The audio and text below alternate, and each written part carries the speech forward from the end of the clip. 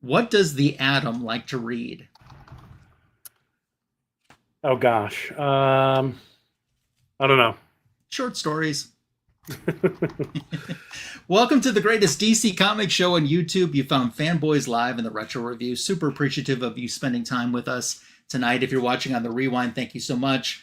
Do keep track of how we do on the Rewind, and the fact that you want to spend time even when we're not live does mean a lot. So thank you for being here tonight. I say we because I, Magic Lasso Ryan, am joined by Signature King. How are you, Tony? Good, good. Nice and busy this weekend, but Did all the productive. comic books get moved? No? Did No, any of the no. comic books get moved? Yes. Okay. Quite a few. I Okay. mean, I mean they're here, Yeah. but They're in the they're not room. They're they're not in filed away or anything. they're not filed away because as I was doing stuff with the rest of the room, I had a brainstorm, so I postponed the rest of the move and I wanted to do this that you can't see, and it's looking good. It's looking Good. good. I'm very happy with it. So I think I'm Good. making the right call. Good. I have sent feelers out for, what I suggested you should get in your room. Yeah, I did send some feelers out to see if that was even for sale, but I haven't gotten a reply yet. it'll go right here. You could make your own though. I could, but you know what? It's different. You know what I mean? Like What if it's it's not. not for sale?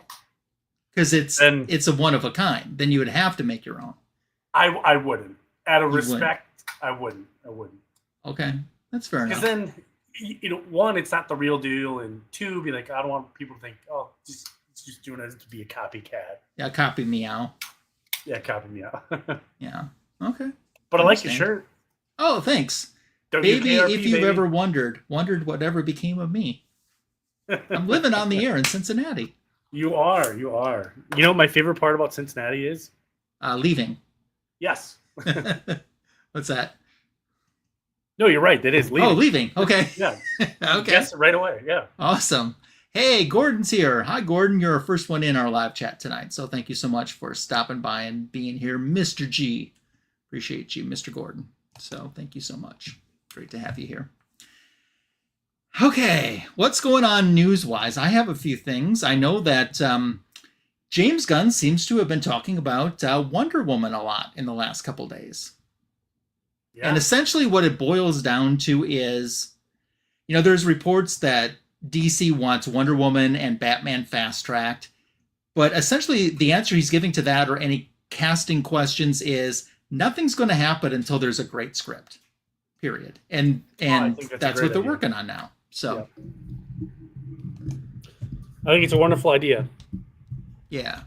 Speaking of James Gunn and DC and whatnot, so James Gunn gave an interview, a behind the scenes, what was happening when, right as he was coming in to DC and Black Adam was still kind of doing its thing, wasn't really out yet. So he didn't say Dwayne Johnson by name. He's saying he was trying to be diplomatic, but he was saying that the hierarchy of the DC universe was legitimately about to change, Mm-hmm. and now we know that he's referring to The Rock, but The Rock was having a sideways conversation. So like they wanted James Gunn and his universe to be here.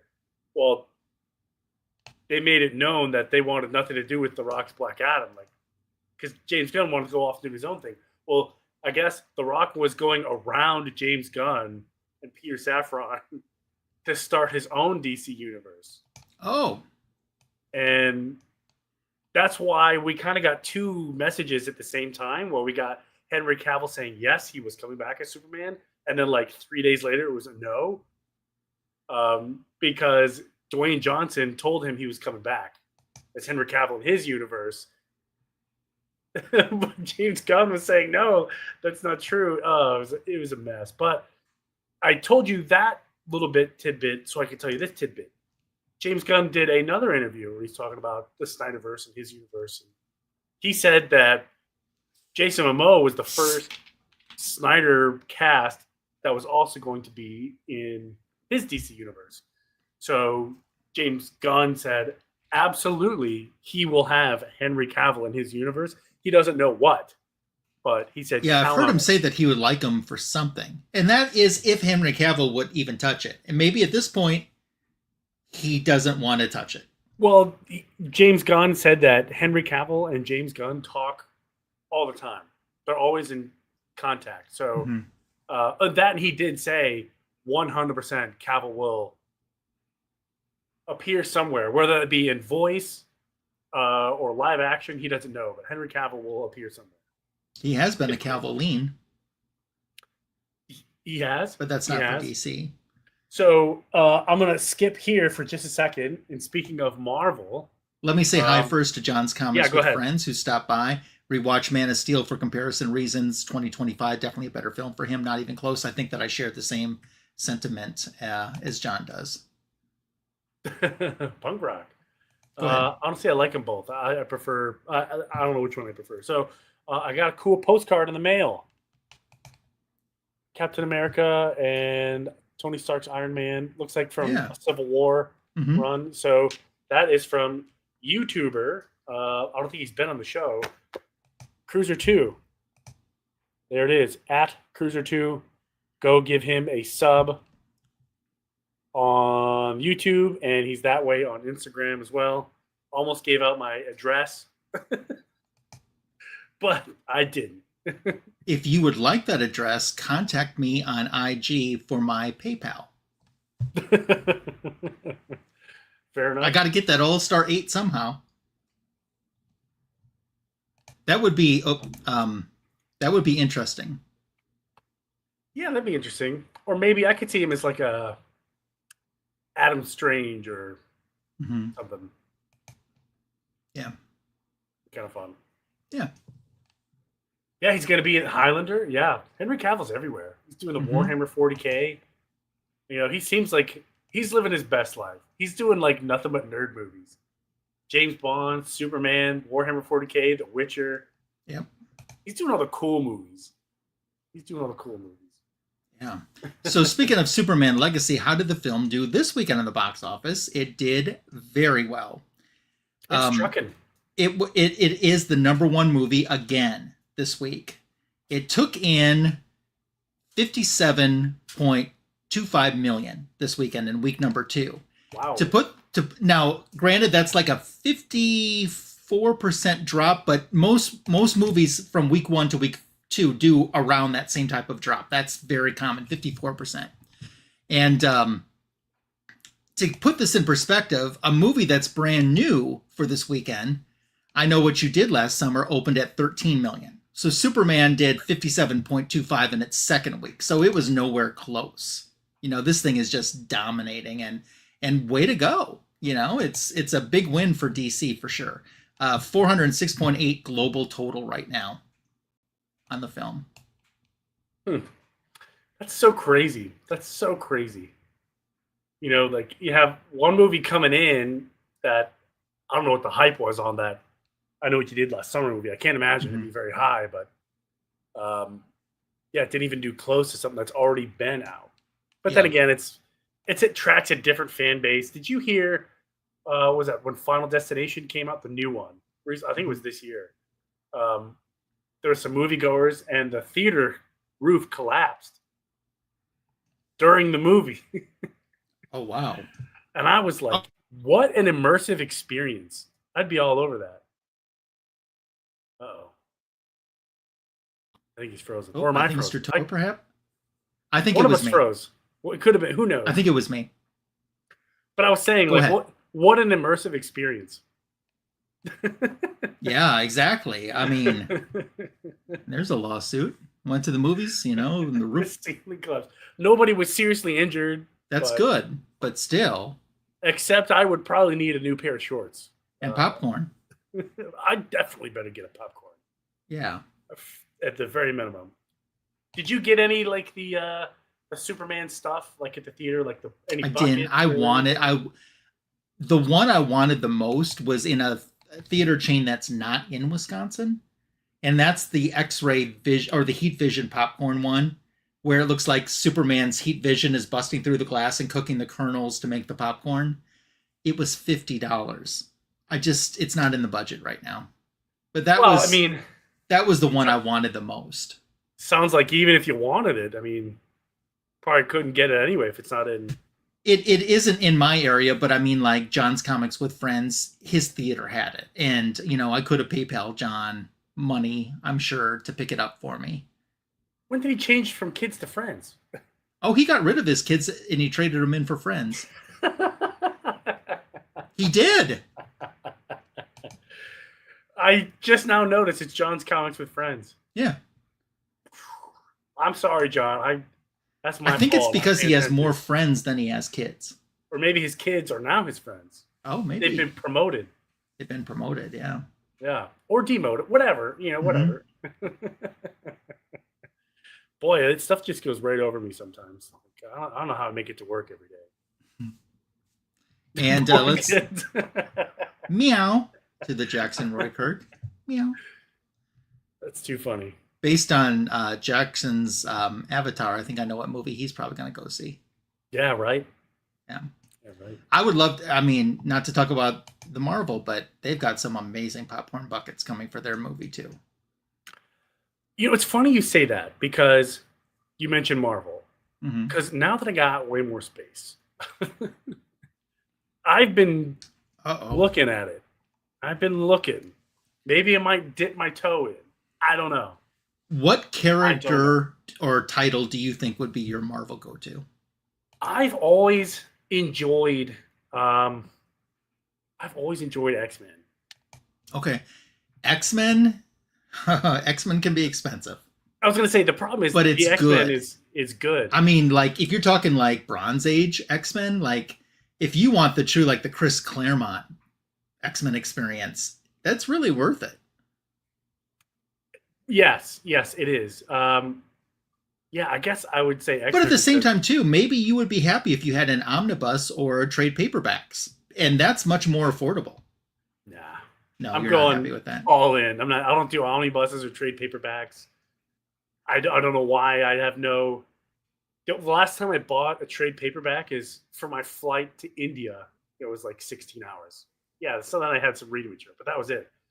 But yeah, I've always liked the X-Men movies, like the original X-Men movies. I thought they were really cool. So I was always really drawn to the X-Men. 101 is one of my favorite issues of all time. It's the introduction of Phoenix. Okay. And I don't know how much you know about X-Men or not, but Jean becoming Phoenix is a very pivotal moment in the Bronze Age X-Men.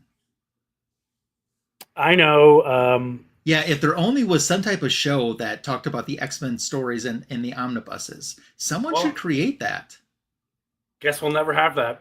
No, it's just a wish in life. I always thought there should be an Alpha Flight omnibus show and call it Omni AF. Omni AF. Yeah, for Alpha Flight.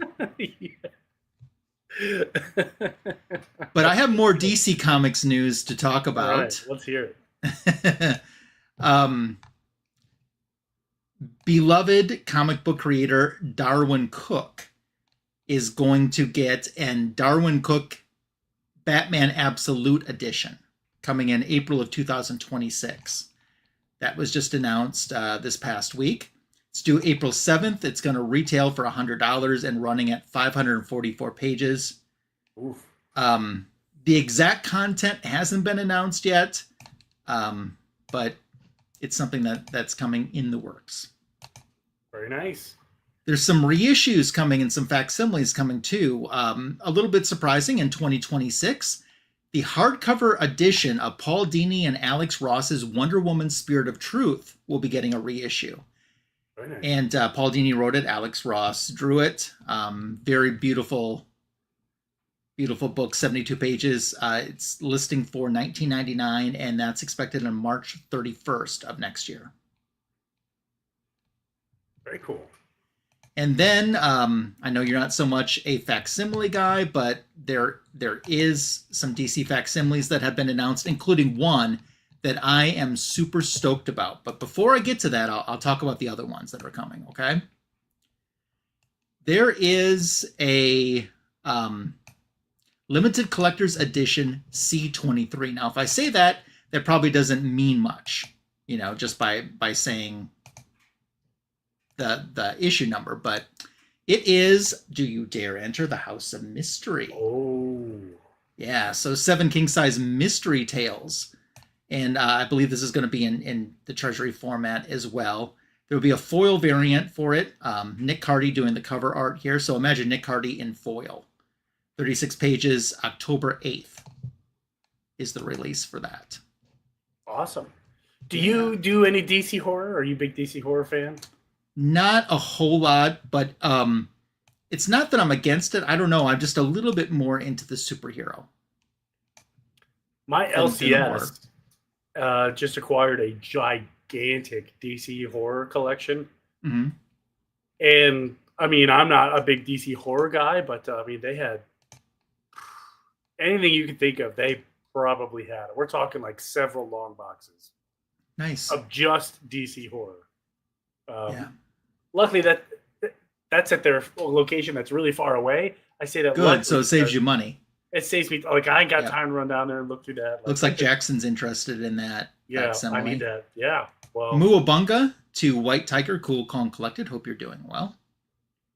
So before we get to the facsimile that has been on my most wanted list, we are getting another Golden Age Batman facsimile. Detective Comics issue number 40. That will be coming out as a facsimile. So it will have a foil cover and a blank sketch variant, as well as its normal A cover as well. So that's October 1st, 36 pages for that. Very cool. And then this final facsimile that was announced, do you have any idea what character it might be on? Just remember, this is one that I have really been rooting for. And I say it's a character that has been in the news this week a lot, too. Metamorpho. No, I do like Metamorpho, but it isn't him. Oh, the House of Darkness. That is a good idea.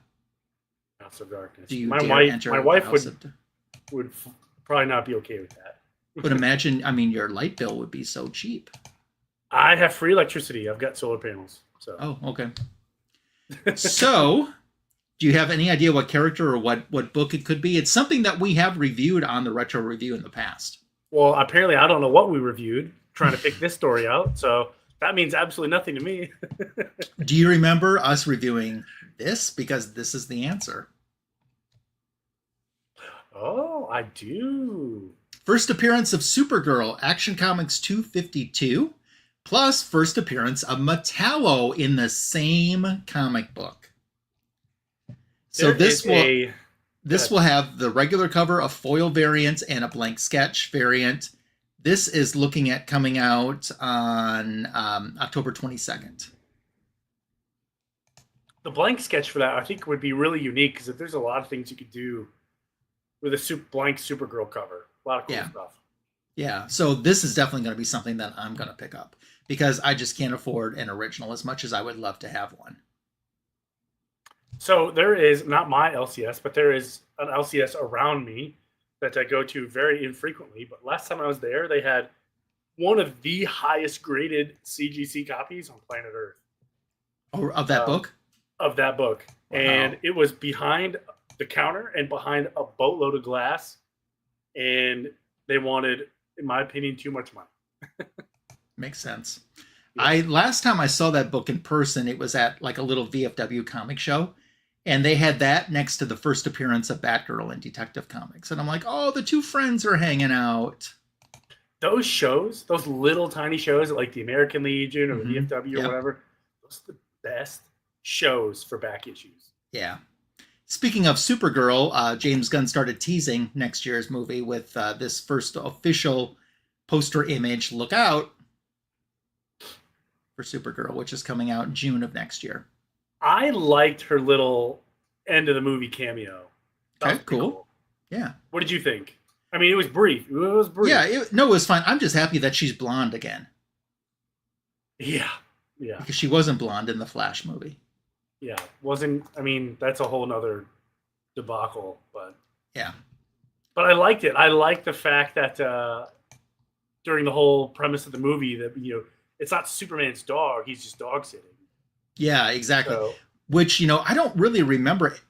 Most of the stories I remember, it's that Crypto was always Superman's or Superboy Superman, and then she had the cat Streaky, and she had Comet the horse.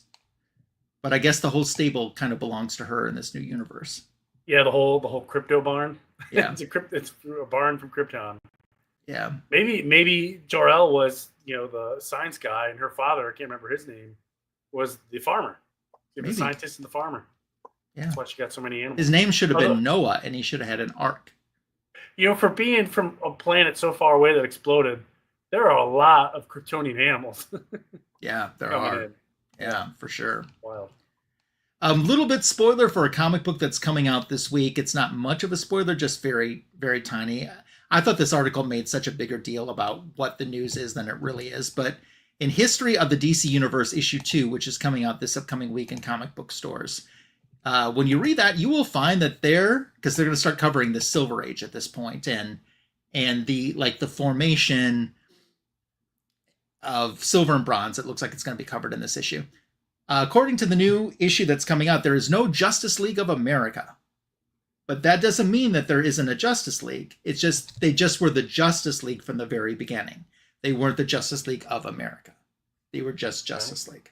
So there was a little bit of clickbait in the headline that I read, like, this book reveals there never was a Justice League of America. Well, technically, yes, but I hate those clickbaity articles.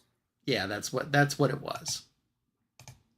So any other news going on that you would like to mention or talk about? That's it.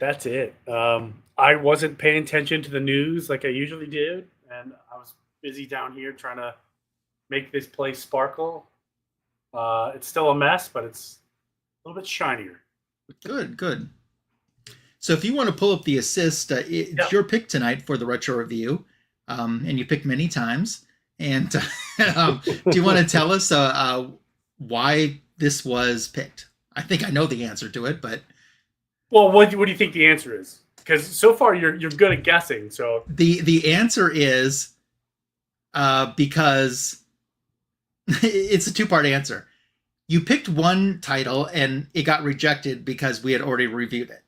Yep. Then you picked another title and that got rejected because we had already reviewed it. And I figured this was within your line of eyesight at some place at this time that I was trying to get you to pick, and that's how it got picked. Close. Okay. But no. 2 out of 3, you were right. So I just did a quick search of best miniseries, and I typed in The Atom, and this one popped up. So this is that's the reason. Plus, it's The Atom. Everybody loves The Atom. I love The Atom. Yeah, you guys should let the other two guys pick one sometime. Anytime they want to jump on and pick a book. Anytime. Yeah, and Shabab, she picked when she was last on earlier this month. She picked. That's when we did the Sand Superman. That was her pick. Very nice. Cool. But here we go. Here we go in a minute, because I realized that I've got to pull up my iPad. So this is the character Ray Palmer, the Atom. I think it's 1982. Gil Kane doing the artwork. And what we have going on here is kind of a rebranding of the character a little bit, kind of making him a swashbuckler, so to speak. And that all gets set up in this story, which you can go to the first page. On page 1. Hold on, it's one of these. There it is. Okay, see you later. Page 1, essentially, what we're getting is just a pinup shot here. And we're going to see some transformations from Ray Palmer going from one version of the Atom into another. So on the next page is kind of where our story starts. And it's Ray Palmer talking about to anyone else, it was just a rock, strange, maybe a little bit heavy, but nothing that would seem out of the ordinary. But to Ray Palmer, he realized it was a gift from the stars, a gift that would forge his destiny. From the rock, he extracted the microscopic particles of a dying sun, the remnants of a white star dwarf. And from that, he fashioned and was able to make a device that changed someone's nature limits on size and mass, and then that essentially made him the Atom. And the Atom, a crime fighter, an adventurer, a hero, and to his wife, Jean Loring, he's a protector, a lover, a confidant, to a woman, all a woman could need or desire, or so the story goes. So it looks like it's raining late one night right outside of Ivytown, Ray Palmer's home. He's kind of checking in on the missus, and she's a lawyer, and he's calling her office, and she's been working late a lot, and she's not there. She's not available. It doesn't make a lot of sense to him. He told her that she was going to be home early, but at the same time, too, how many times has she waited for him while he was doing something as the Atom? So he's getting a little nervous, with the weather being an issue. And then he starts to look out the window on the next page, and because he thinks he sees some headlights, and he's like, well, that's kind of a tricky corner to navigate as well. I should just take a look just to make sure everyone's safe. And he's like, oh, isn't that the car that Jean's new partner at the law firm has? He's like, maybe they're in there together. And then he sees this shadow inside the car. And guess what's happening in there? They've enjoyed an evening at Olive Garden. No. Well, they possibly could have, because there's some maybe poster in the spaghetti sauce, kissy kissy, and he sees it. Oh, they had the appetizers. Yes. He freaks out. Jean's telling Paul, who is her new assistant that appears that she's having an affair with, that it's over. Just forget this ever happened. And he's like, but it's only just begun. Don't go. And she's like, no, I've got to speak to Ray. I have to go after him. So he's run back in the house, and she's running after him. Inside the house, she says, it isn't what you think. He says, it's exactly what I think. How could you do this to us? All this working late, and I swallowed it, believing it like a fool. I even believed you about hiring a partner to take some of the load off so you can spend more time with me. And he says, I see why you're such a successful attorney. You have a shrewd, meticulous mind, my dear. And she starts to cry, saying, well, what could you expect? How many times have you left? How much time have you made for me lately? And when you are here, all you're talking about is atomic constants and other stuff that you care about. And she says, when I closed the case with Paul Gifford, we had a nice bit of cash to spend, and I wanted to buy a little cabin in the woods. But what did you want to do with the money? He's like, well, I wanted to buy a portable detector for his Atom superheroing. And she's like, exactly. My money, something that just benefits you.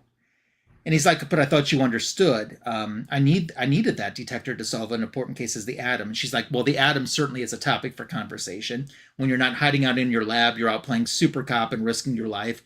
And he's like, but the world needs the Atom. I thought you accepted that when we got married. And she's like, grow up. I stopped reading comic books years ago. What makes you think I want to live in one? And he says, I see. And she kind of gets into bed, and looks like just a little bit of time has passed, but he's looking out the window, talking to her. Gene, I've been thinking that maybe we've gotten used to one another. Maybe we're taking each other for granted. And he says, that happens sometimes, and maybe what we need is a rest, a short vacation apart from each other. There's a project that I'd like to work on in South America. I'd be gone like 6 weeks or so. I think maybe this would be a good time for me to go. What do you think? And to him, it appears that she's asleep, but in reality, she is awake. She heard him, and she's upset. So we cut to a few days later at this small airfield in Brazil. And these two gentlemen are talking to each other saying, I don't know why you took this job, and the other one says, hey, it's good to engage in legitimate business. It helps keep away suspicion. And they say, well, what if he wants to fly too close to the cocoa fields? And the pilot says, well, we'll turn back. There's a storm brewing, and that will be our excuse. It's Ray Palmer that he's going to take flying, and he's running just a touch behind. So they ask him what he's looking for specifically inside the Amazon jungle. And he says it's going to have to be big to be seen from an airplane. And he says it may be no bigger than a pea. And he says, I'm looking for a star, a piece of white dwarf star material that I believe fell here a long time ago. I tracked its particular radiation to this vicinity. With any luck, I'll be able to zero in from it on the air with his detector. And he shows them this detector that he has in his attaché case. And they're like, well, the Amazon's a pretty big jungle, and you will discover soon enough that which is greater, the jungle or your machine. So they take off, and there is definitely a storm brewing. And he's getting a reading, though, and he wants them to fly a little bit lower. And it sounds like they're hitting a little too close to what the pilot wants for some of their business that's going on. And he says, hey, these storm winds, lower altitude's not going to be safe. The weather report says it's bad, so I'm going to turn back. And he said, but we're so close. Don't turn back now. And he says, this isn't your decision to make. He says, I almost have the coordinates if we can get a little closer. And his other friend that we saw before, the pilot's friend, comes in and hits him with a gun and knocks him out. And he says, if you get any closer, you're going to discover our secret. And they're like, well, we're going to have to throw him overboard, get well away from the cocoa fields and toss him out. And he doesn't need that ring anymore. So he goes to take the ring, and Ray Palmer isn't unconscious to their belief. He heard him say cocoa, which he says comes from cocaine, so he stumbled into an illicit drug operation. So he manipulates his palm controls that send dwarf star energy coursing through his body, and instantly Ray Palmer is no more, and the atom has appeared. And he adjusts his weight to that of a feather so he can leap the distance between himself and a ring snatcher. And the guy starts to freak out. He doesn't know what's going on. And he starts getting attacked full weight with a 1-2 punch that kind of takes him out. And on that second punch, he hits the back of the pilot. And the plane, because the pilot's backspin hits, the plane is battered by storm winds and starts dipping out of control. So there's twisting fingers of wind, snatch loose cargo from the hold, and with it, the atom starting to go with it too. So he grabs a hold of the door frame, but he can't work his size controls because he can't hold on and work the size controls at the same time. So he's got a dilemma going on as a bolt of lightning surges through the ship, electrifying the metal hull, and a roaring fills the atom's ears, and numbness cold and black as cave water goes over his body. He starts to fall, sometimes lifted, sometimes driven by the wind. The impending green shroud of the jungle looms beneath him, and it looks like the plane's going down as well.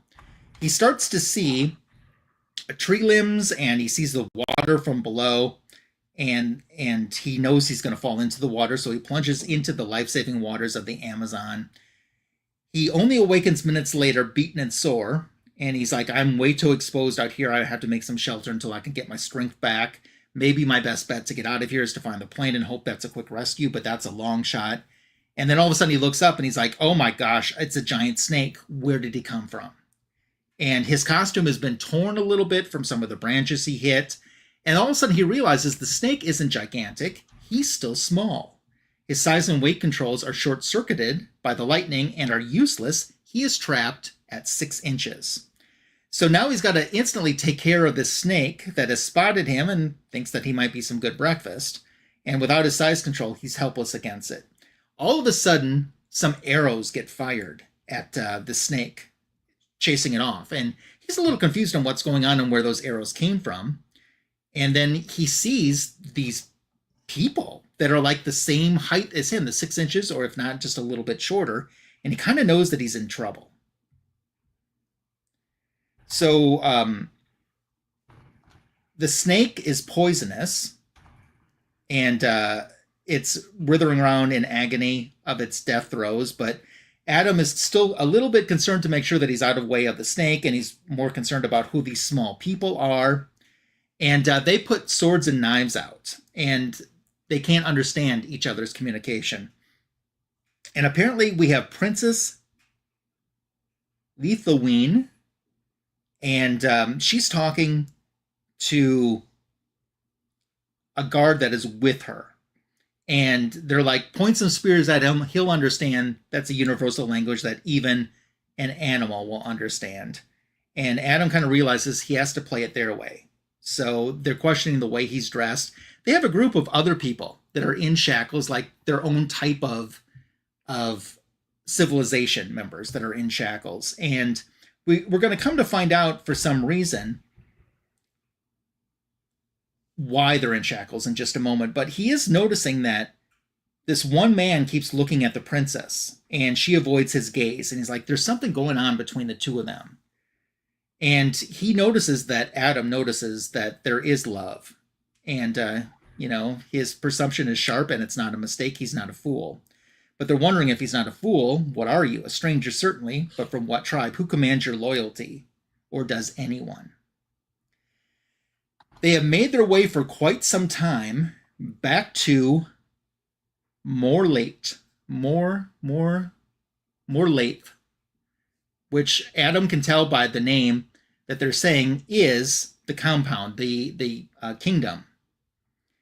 And he knows that whatever fate he's going to meet inside of these walls. So he is taken in there along with the other prisoners through, and they are taken to the king. So there's Taryn, who had the love for the princess that we were just talking about a moment ago. The princess is up with her father, the king, and Taryn is in trouble for defying the king. He says, you were once my best bondsman. What turned you against me? What did I do to fail you? And he says,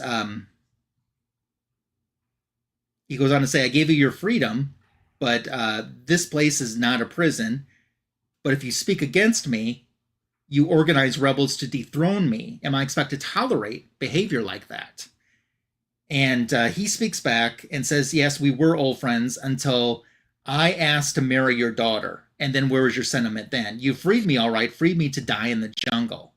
And then, so the people that he liberated that were going to try to do an overthrow of this kingdom, try to revolt, they're the ones who had gotten captured.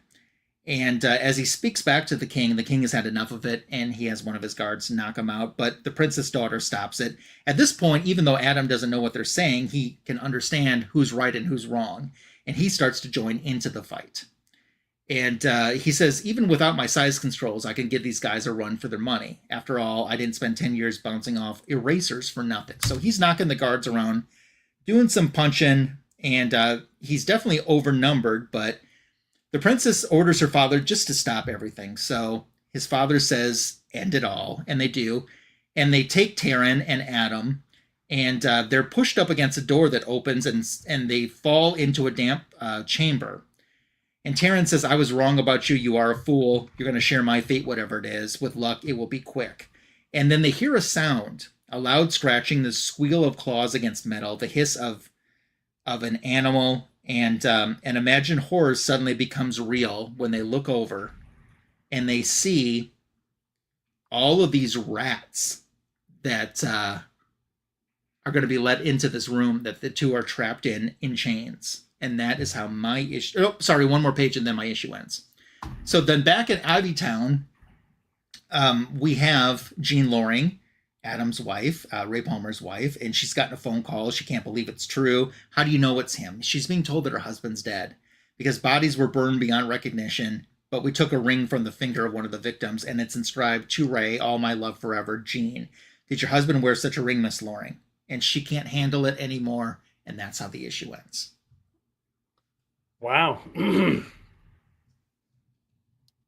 Yes. Very interesting. Not the best trip to go on. No, not quite what I remember when I was in South America, but whatever. Yeah.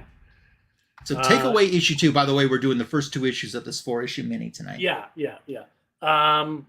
Mine literally picks up where yours left off, which I thought was cool. The Adam fighting a bunch of rats.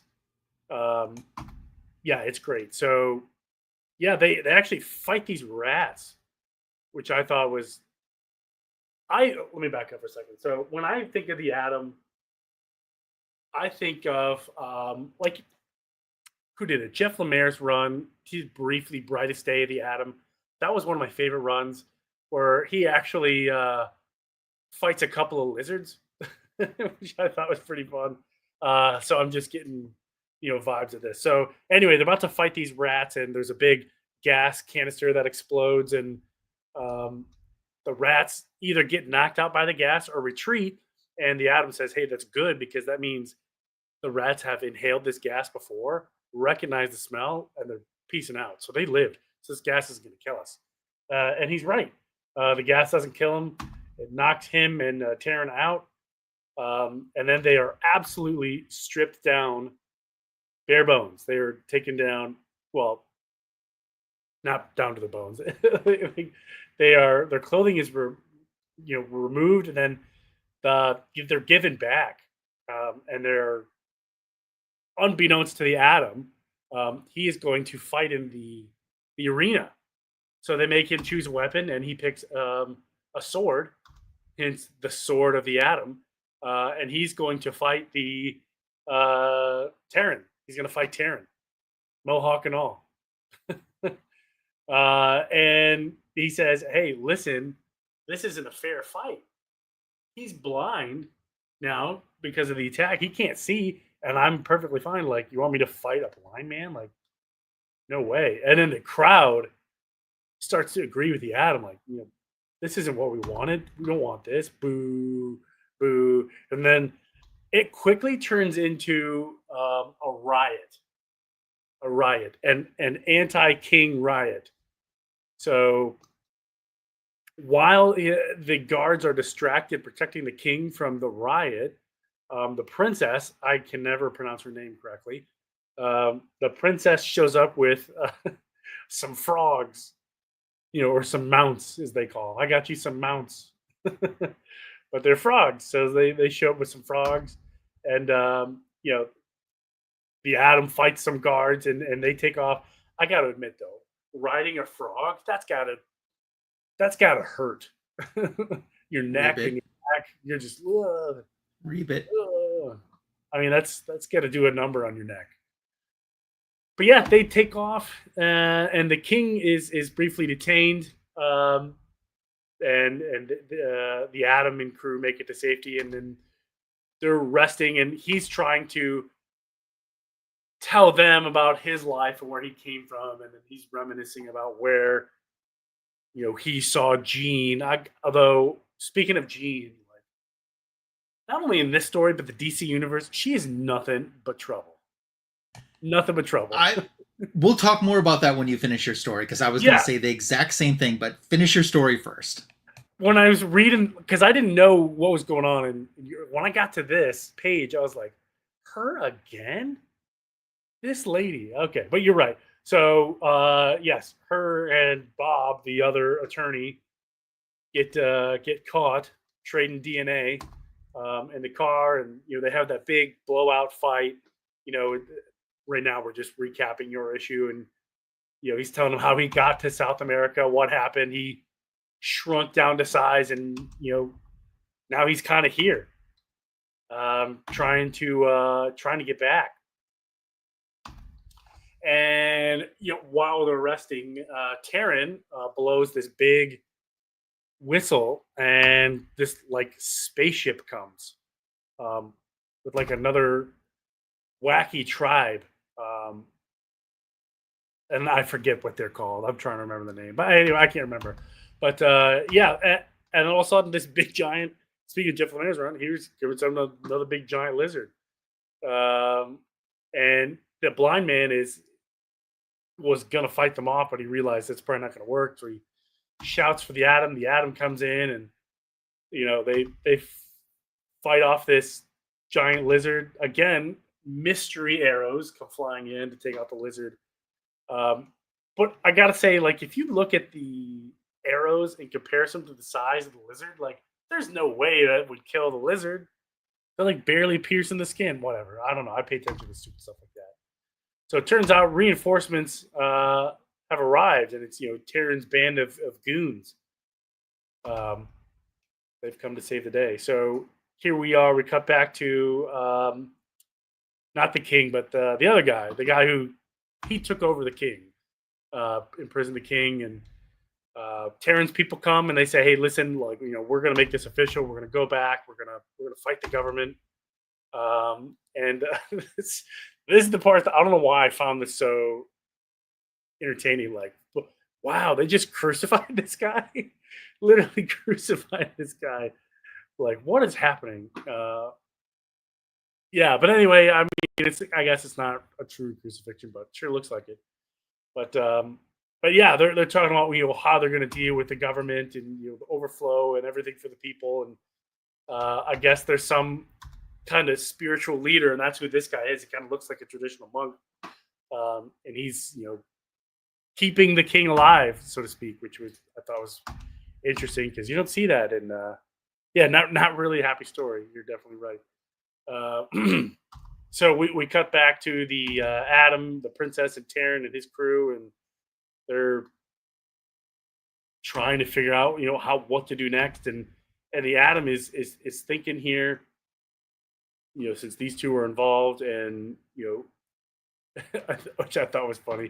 The Adam just like calling him out, like, dude, you love her, don't you? Why don't you just say it? I don't know why I thought so funny. But anyway, he gets knocked out again. This Adam guy, he's just not doing so good. And it turns out it's one of the other bad guys, and he's fighting the Adam, and the Adam does get the upper hand, but he's about to get speared. So that's definitely no bueno. And we cut back to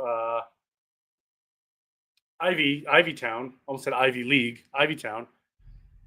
We cut back to Jean, and she's in bed, and she's making a phone call. And the assumption is that she's calling the coworker that she was caught smacking lips with. And they're talking about meeting up again. And she says, "Oh yeah, okay, she thinks she's single. She thinks she's single, so she's ready to get that spaghetti sauce going again." It hasn't even been 3 days. So she's ready to move on. So, and that's the end of this issue. That's the big cliffhanger. Okay. So let's talk about thoughts about these two issues that we reviewed. And let's start with Jean Loring. You said it exactly what I wanted to say. This woman is nothing but a headache, a problem, and a hassle. And quite honestly, there was a big Bronze Age story, the search for Jean Loring. If it wasn't for Ray being the Atom, she wouldn't even be, maybe even alive. She definitely wouldn't be on Earth. Yeah, and don't forget her adventures in Identity Crisis. Mm-hmm. Killing people. Straight up killing people. What else was she in that she was terrible in? Hi, Mr. Gretzky 9966. And hello to James Warlord. It's great to see you both in here. It's been a minute, my good friend. It's been a good minute. Yeah. Hope you're doing well. But yeah, I thought that was, as soon as I was reading it, I was like, dude, every time I read a story and she's in it, she's causing some kind of chaos. She's straight up killing people. Yeah, she's quickly becoming my least favorite DC person. Unfortunately, just working with it. Hey, I get it, man. I get it. Sometimes I feel the same way. But yeah. The rest of the story I really enjoyed. I don't own these issues, so this was my first time reading them. I don't either. Yeah. I was familiar with the fact that Adam kind of had like this little soft reboot of the character, so to speak, around this time into kind of this swashbuckler type, but I didn't know how it took place. There's these 4 issues in the mini, and then I think there's also like a oversized special that I think came out after. I've really enjoyed what we read so far, and if you ever decide to pick issues 3 and 4 in the future for a retro review, I'd definitely be down to see where that goes. Yeah. This is my first time reading it. The first time I even heard of it. I've never even seen these in dollar bins, so I didn't know the story existed. Yeah, I've seen them. I've just passed on them, but this is a lot better than what I thought. And Gil Kane artwork's always good. I mean, you know that you're going to get good stuff with Gil Kane. So yeah, absolutely. Yeah, I enjoyed what we read tonight, though. So I'm kind of curious how it's going to wrap up. So the Atom is always, a hit. I don't think there's any bad Atom stories. Mm-hmm. There's been some that aren't as good. There are. Early Silver Age of his own title. Okay. But early Silver Age in pretty much anyone's title. Well, that I think those stories just, it was a different time. Aging. It's a different time. They don't age well. No, they don't. If you were living in that time growing up, like, they were the greatest things since sliced bread. But here we are in the 2025. Like, it's not the same. Yeah. Okay. But it's a good story. I like it. Cool. let's move on to the book show and talking about our channels. Mr. Tony, if you'd like to go first. Yeah, yeah. I got two I want to show here. Yeah, So go it for was it. obviously new comic book week, Hmm. and so I picked up a new treasury. Ooh, I love that Yeah, cover. yeah. Brett Breeding and Dan Jurgens cover. So Gonna get that I signed? I chose this cover because I think the likelihood of me getting it signed was pretty high. Yeah, Because I run into those two, pretty frequently. yeah, So yeah, I think it looks great. yeah. I That think is it pretty looks great. cool. My second book show is my most recent foil pickup. And by the way, these BCW things, oh, I love them. I love them. I got a whole bunch of them. I brought them all to Chicago. You did. History of the DC Comics universe. Oops, A sorry. cool Yeah, I wraparound. saw So that. here's the back. I saw that Here's in the my front. store. Yeah, this was pretty cool. Yes. So fun fact, Todd Newack, I think it's how you say his name, Todd Mack, he was also in Chicago. I met him for the first time. I have all these foils for the history of the DC universe, and he's going to be at a local con that's like maybe 10 minutes from me. So Oh, nice. I don't know how they pulled that off, but I'm very excited for it. So I'm going to get him to sign all those. So You want to know yeah. what I just invented? What? I just invented it literally while you were showing that comic book. Imagine this: foiled posters. I've seen them. They were at, again, C2E2. They had foiled posters. I thought I invented something.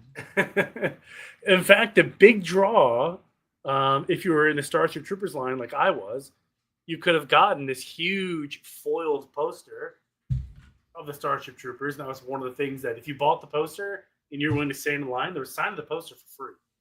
Nice. But I didn't feel like paying the super duper second mortgage on my house VIP package to get it, so I didn't do it.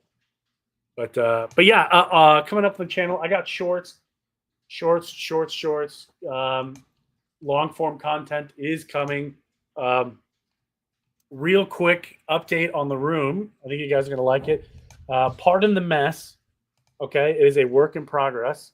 So I'm just gonna show you a little teaser here. So the curtains are up. The wall. This I wall see is Harley. finished. I see Yes. another Harley. Yeah, there's a couple. But yeah, so there's part of the wall. So we got the lights up. We got the slabs on the wall. Comics and other stuff are going on this side that you can't quite see yet. But I got the stone wallpaper. This was. I wish there was a fly on the wall watching me try to figure this out. I'm not a handy person, so it's looking pretty good. I'm pretty happy with it so far. I got a lot more to do. Got some stuff in the city. Got to do. Got to hang some more drywall, but it is slowly coming together. It's going to be great. Can't wait to see the finished product. But yeah, and I've got all these books right here that I got to put away. I'm bringing the file cabinets and stuff down. I see Wonder Woman. There's some Wonder Woman. There's some Flash. So got lots and lots to do. Well, Joel thinks it looks well, and I do want to say hello to Joel the Geek, who has joined us, and poor Mike is here with us too. How you doing, Mike? It's great to see you here too. And you did not miss a new room tour because he's still in the process of putting it together. No, it's yeah. When it's official and I want to do a big reveal, like it's going to be announced. I'm going to do like a big deep dive into the room because there's stuff that's going to be everywhere. So, but to answer poor Mike's question, he said, "What's the square footage difference, dude?" I don't even want to I don't even know because the old office I could do this and touch both walls, and it was 12 feet long. So whatever, 6 feet by 12 feet, and this is. I don't even know. I can't even touch the ceiling. It's how tall the ceilings are. Wow. And it's huge. Like if I want to walk over there to the wall, like I gotta walk over there. So even just standing right here, so I can take several steps backwards before I hit this. So just in this little area alone, I got way more space. So that's a lot. James is saying talking about foils, that he has 3 copies of that exclusive Batman Beyond foil from the convention. One signed and the others 2 aren't. That's pretty awesome. That's awesome. I know I showed him, and he was, just scouring the internet to find one. And I remember him saying that he found one. Now he's got 3. Good, man, good Lord. Yeah.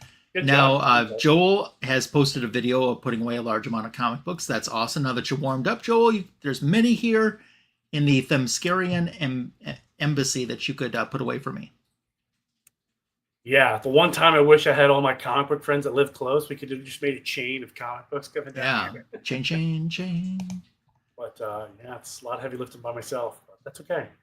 Yeah. Very cool. Thank you. Yes, and incidentally, if you're not subscribed to Signature King, there's a link for his channel as well as other Fanboys channels in the description for this video. Book Show, my channel. I have a back issue of the week YouTube short on Superman, and that did over 1,000 views, and it's been a while since I've had one that did 1,000 views, so I was very appreciative of the support on that. I chose the John Byrne Superman story with Darkseid as the back issue of the week, so thank you guys so much for the support on that. And then I also continued Superman coverage this past week with a Comic Book Editions Volume 246. It's a all Superman Haul Part 2. So I did Part 1 last week. I did Part 2 dropping this week. So all of that stuff is currently on my channel. For content that's new and coming to the channel this week, we're kind of focusing my attention over to Fantastic Four right now because I am a Fantastic Four collector. And I have a Fantastic Four back issue of the week dropping tomorrow morning. That's short. Then I have a Comic Book Editions Fantastic Four Haul Part 1 dropping Tuesday afternoon on my channel. Tuesday night, John's Comics with Friends and I will be doing JLA versus Avengers. Originally, this was scheduled for Wednesday. It's been moved now to Tuesday night, 9 Eastern, 8 Central on my channel. It's Justice League of America issue 15 from the Silver Age versus Avengers from the Silver Age issue 15. And we'll decide who has the better issue 15 out of those 2 books. So join me for that live with John Tuesday night on my channel. So that is coming up. As for Book Show, I don't have a lot of solo Atom in my collection, but I do have this one, Volume 1, issue number 8. This is the second appearance of Dr. Light. So his first appearance was in a Justice League comic book, which I do have. And his second appearance, which with the JLA making a cameo in this story, came in this issue. Nice little red cover there. Didn't get this one until more recently in the last few years. And then another book that I have, thanks, Joel. Another book that I have is one that I even got more recent than this. I got it at a little VFW show. And that title from the Silver Age got merged with Hawkman's title. So it became Atom and the Hawkman. This isn't the first issue it became Atom and the Hawkman, but it continued the numbering. This is issue 40 with a classic Kubert cover. And I always thought, oh, this cover is so cool. They actually don't team up together in the story. So Atom has a separate story with no Hawkman in it, and Hawkman has a separate story following with no Atom in it. But it still is a pretty cool cover, I thought. That's a great cover. Yeah. What's in his other hand? One hand is the Atom, and the other hand is a... It looks like a bird. Oh, a hawk? Maybe it's a hawk. Yeah, probably a hawk. Does that help? Oh, yeah, there it is. Okay. Yeah, maybe some kind of blackbird. I don't know. Yeah. But that's silly. Oh, Atom and the Hawkman. They got this really cool cover, but has nothing to do with what's inside. Yeah. But I was happy to get this one. When I was a little kid, I would read the Overstreet Price Guide. And because that was, for comic book collecting, that was before the internet, you know? And on each page, they would put like little covers of the books that they had the prices of on that page. And this was one of the covers that they featured one year in the Overstreet. And when I saw it, I was like, oh, I want that, I want that, I want that. And it took a long time, but that I finally did get it. Like poster or something. That's what I was thinking too. Joe Kubert. Joe Kubert? Ah, yeah. Dang. Okay. Yeah. If you have an at-home book show that you'd like to share with us, maybe something with the Atom or anything DC Comics related, feel free to post it and just use the hashtag FanboysLive and the Retro Review on your Instagram post. So that kind of wraps up the greatest DC Comics show on YouTube. Fanboys Live in the Retro Review. We will be back next week with another exciting show for you too. Until then, anything else you want to say, Tony? I'm trying to kill 10 more seconds. Shazam. He says Shazam. I say, have a super happy, healthy, and successful week, and I look forward to visiting again with you soon. Until then, take care and good night.